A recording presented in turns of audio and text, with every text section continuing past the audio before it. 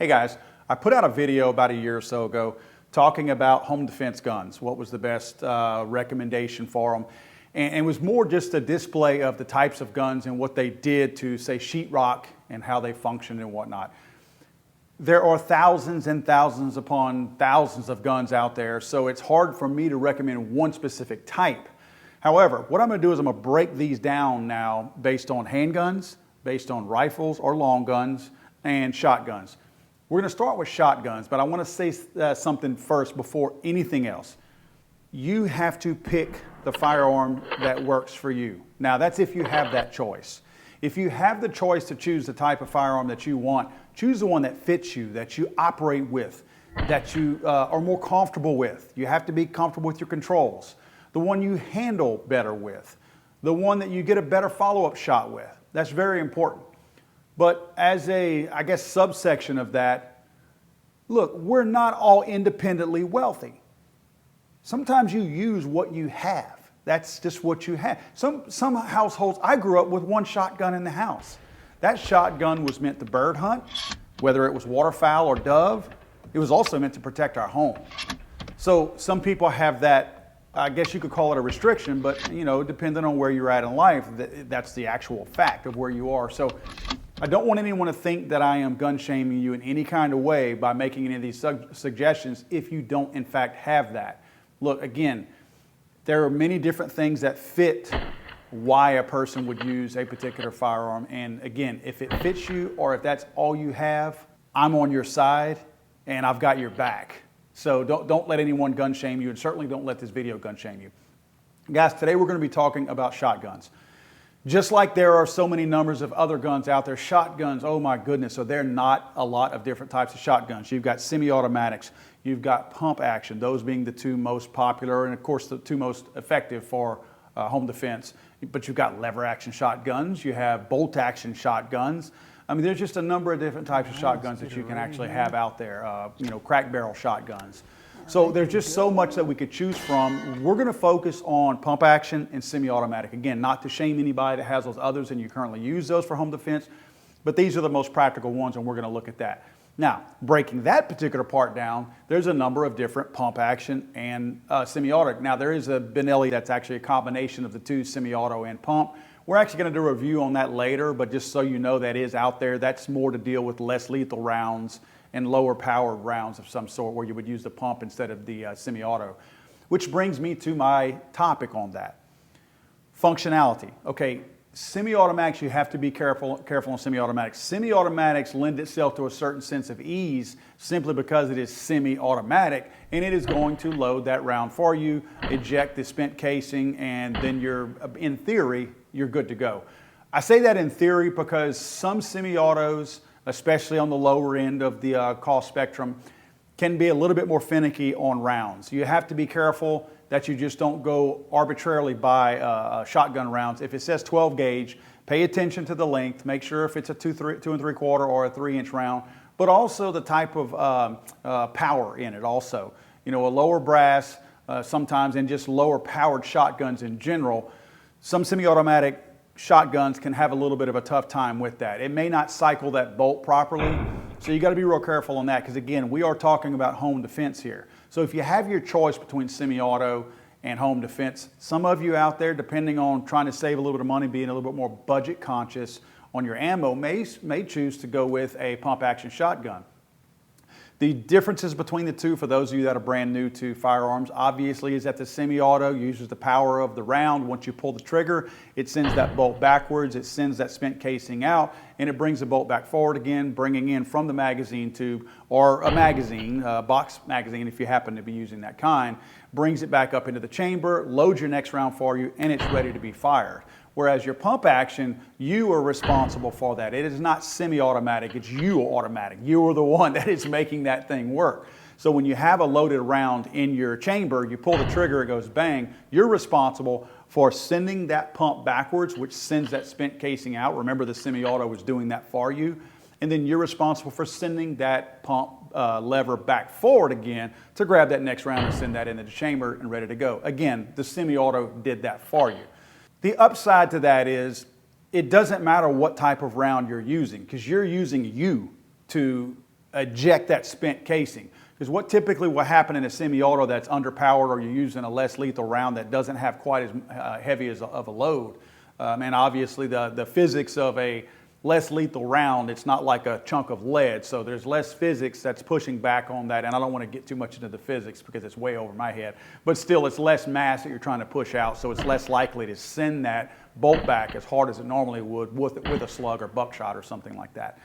So you're dealing with that, and that's probably your biggest thing is, you know, you're charging this thing yourself whenever you use the pump. So if you have an underpowered round or something, you're still going to be able, it's actually a non-factor as long as you're effectively pumping that thing. Now, let's go into real quickly the short stroking. There's the term short stroking that you're going to hear if you watch videos of people who are having issues ejecting spent casings. Yes, it's a possibility. It does happen. Sometimes if you're trying to stroke a shotgun too fast to send that spent casing out and load the next one, you can actually get caught up in that, and it's no different than if that semi-auto was trying to do that. That's kind of the same effect you would have. The loading port is where your spent casing would most likely get caught up. You know, bringing the next round in the chamber is usually not an issue. It's sending that old one out, because whenever you do shoot one, obviously you have to clear that entire ejection port, because now your shotgun shell is open on the end. So it is a slight bit longer than it was when you put it in there. So you have to give it plenty of room to get out of there.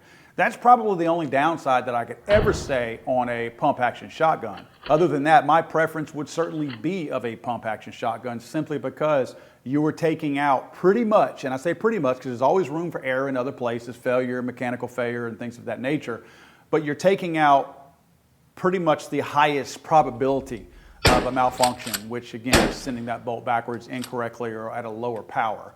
It also gives you the benefit, again, of using whatever ammo you want. Now, again, you still have to pay attention to if it's a 2 3/4 or a 3-inch round, but you can find those markings on your barrel and eliminate any type of wrong sized ammunition. Now, we go into size of shotgun, and we're going to keep in the back of our mind that if this is the only shotgun you have, disregard any of what I'm saying right here. I'm speaking simply if you have a choice to choose whatever type of shotgun you want. They have, of course, the somewhat trendy, the Shockwave from Mossberg, and I forget what I think it's the something 14 from the TAC 14 maybe, but from Remington. And of course, there's some other guys out there. Black Aces Tactical makes some too. I think that's on a Mossberg platform. But there are the really short ones. You can get them with either the, I think they call it the Raptor buttstock, or the lowered buttstock, the smaller, shorter buttstock. You can get them with a folding buttstock from SB Tactical. Those are going to give you, I would say, portability and storability and a little bit of mobility benefits. And I say a little bit of mobility benefits because I'm not a fan of taking away one of your points of contact. When shooting a shotgun, one of your most common shotguns is going to be a 12 gauge.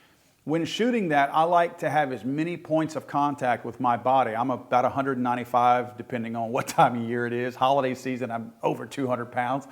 But I'm a decent sized guy. So even a 12 gauge, when I'm handling a 12 gauge, I've got one point of contact with my left hand forward. I've got my trigger finger or trigger hand, also a point of contact. I've got a third point of contact where I shoulder that weapon into my shoulder, and potentially I have a fourth point of contact where my chin is resting on that. All those points of contact are giving me ultimate control. Ultimate control, confidence as well, because we do have confidence involved with knowing that you're in full control of this weapon and I can maneuver it however I need to. That's the benefit of that 4 points. When you go and you take that stock away, you're kind of taking two of those points of contact away. You've still got your front hand, hopefully. You've still got your rear hand, hopefully, but you're minimizing or eliminating that shoulder. Again, you may have an SB Tactical where you could potentially shoulder that and flip that thing out, but a lot of these are left folded, and again, that looks like the benefit of it, that, ooh, I can, maneuver around corners and whatnot, but you're taking away the control of that firearm. It definitely makes a difference, definitely. Especially with a follow-up shot. If your hands are wet or sweaty, definitely makes a difference also, because you're going to want a type of shotgun like that with the strap that Mossberg puts on there that the Remington doesn't necessarily have. So you could lose control of that support hand out front by not having that strap, because all you have outside of that hand, of course, is your rear, your trigger finger hand. So Don't fall into the trap of coolness. Yeah, it looks cool and it seems really maneuverable. But again, I would say training is going to get you to the point where you realize I probably need a full-size shotgun. I like a full-size shotgun for that very reason. Again, even if you're not using that fourth point of contact, which is your cheek weld, you can still be up and have clearly with your support hand, your trigger hand, and of course your shoulder, that's giving you more than enough control, for whenever you need it. It's just, I like that vise whenever you can push that cheek into that and you get those 4 solid points. That's a nice feel. Now, talking about those safeties and the action releases, you got to look at those too. I've often said that if Remington and Mossberg could have gotten together and combined their action release and their safety, I would have been a whole lot happier. I love the way the thumb safety is on a Mossberg. I like the fact that it's up top. And the reason for that is, if you notice, my 4 digits and my grip on my right hand don't have to change in order for me to turn that safety on or off. On a Remington, you have to reposition your grip. It's not that it's in a horrible position. You just got to reposition that grip a little bit so you're not quite as ready than the Mossberg. So that's just some things. Benelli has a totally different way of doing it. They actually put theirs a little farther up. I'm like, come on, man, really? And I love the Benelli, by the way. The Benelli M2 and M3 are favorites of mine for home defense.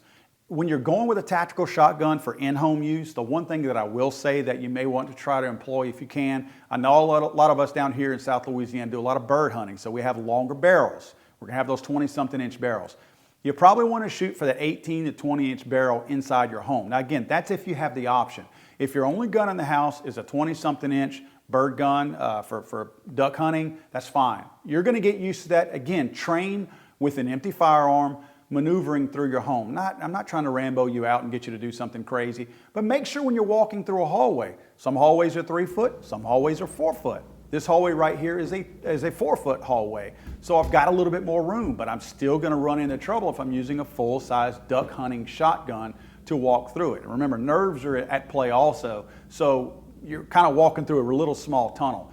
So again, I wanna say that if you're using it for strictly home defense and you have that option, go with that shorter barrel, that 18-inch barrel or even 20-inch barrel is fine, because that's going to give you a whole lot more maneuverability in the event that you need it. Now, we could definitely go into sights and whatnot. I will say that I feel the same way, just like a self-defense pistol, that shotguns are somewhat the same way. If somebody is bum rushing you, it's very doubtful that you're going to notice if you have just a bead on the front or if you have a ghost ring sight on there, because you're pointing and you're shooting in that time of threat. So I'm not saying to eliminate your additional aftermarket sights, but that's probably going to help you in practice. And again, you practice enough with ghost ring sights, your eyes are going to go to that ghost ring sight. But if your best option is a bead on the front, go with the bead on the front, because you're pointing that thing and you're shooting and you've got a spread, you've got a pattern, unless you're using a slug, of course. Last but not least, speaking of slugs, be conscious of the type of ammo that you're using. And again, I'm going to go back to practice. Practice with the ammo you're going to be using. The reason why I say that, again, especially for those of you who are new to firearms, is that shotguns, guns in general, are working on physics. It's the mass of what you're shooting out there plus the power. And I know there's beautiful, slick little formulas that are way over my head, but mass being a big component of how much recoil you are going, or felt recoil you're going to actually feel, is going to be the mass. Now, if you're shooting a slug, you're going to feel like a horse kicked you. If you're shooting buckshot, you're going to feel like a smaller horse hit you. If you're shooting birdshot, that's going to be what you're probably, I guess, most effective as far as less recoil is going to be. But you have to think of what you're shooting. So you got to do that math. Again, take that training into play. See what kind of round you can shoot. Let me tell you, if you're shooting slugs or buckshot and you have no control over that, go to birdshot. I know there's this long-standing argument out there. Some people swear by birdshot for home defense for whatever reason. Some people say it's the stupidest thing you could ever do. Let me tell you something. If you've got no control over buckshot and you've got no control over a slug, especially on your second shot, because first shots usually miss. But if you've got no control over follow-up shots or any shots in general, you'd be better off swinging the shotgun, seriously, and hitting at what you're trying to shoot or whatever's trying to come at you than you would be using something that you're totally ineffective with. If birdshot is all you can handle or you're most comfortable handling that birdshot, shoot birdshot. Because I don't want to get shot by birdshot. Do you? Do you know anybody that's going to raise their hand and say, I'll take the birdshot? No, nobody's looking to get shot with birdshot. So if that's the round you can control from a recoil management standpoint, you go with it. That is the best one. Guys, I'm going to end this video by telling you that there are too many people out there trying to tell you and I what guns and what ammo we should shoot. Just like I try to preach in a lot of my videos, you shoot what works for you. Not everything works for everybody. If a semi-automatic shotgun is the best thing for you because of the mechanics of the pump, and you're don't feel like you're going to do that, well, you know what? Put a little bit more research, and again, training goes without saying. Put a little bit more research into the ammo that you choose and make darn sure that you have a recommended ammo from the manufacturer, which you'll get a lot of times. The manufacturer will tell you this is the best ammo for you to use. Or do the research at the range and you find the best ammo for you to use in that particular semi-automatic shotgun to give you that peace of mind that whenever you use that, you know that it's going to be ejecting and loading that next round without fail.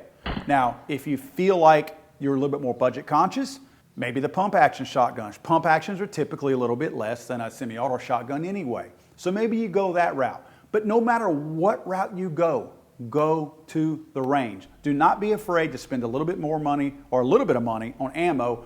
Always practice with the ammo that you're going to be loading into that shotgun. Never make the mistake of saying, my gun is easier to handle with birdshot, so I'm going to go to the range and I'm only going to shoot with birdshot and then load a bunch of slugs into it and put it next to your bed. Don't do that. If you plan to load slugs into that, you can get familiar with your controls and the controllability of your shotgun with the cheaper ammo or with the birdshot. But make sure you shoot a couple of boxes of that slug in there before you go back home because you want to know, number one, how it feels. Number two, you might even realize I'm totally ineffective with this thing. It's beating me up. A smaller frame person is going to have a whole lot more time shooting a slug out of a 12-gauge shotgun. So guys, that's the best advice I can give you. Again, it's all person specific. Please don't let anybody talk you into what you should have. You should think about what works for you, try it out, and you determine what works for you. Guys, never be afraid to be the safest person in the room and the deadliest.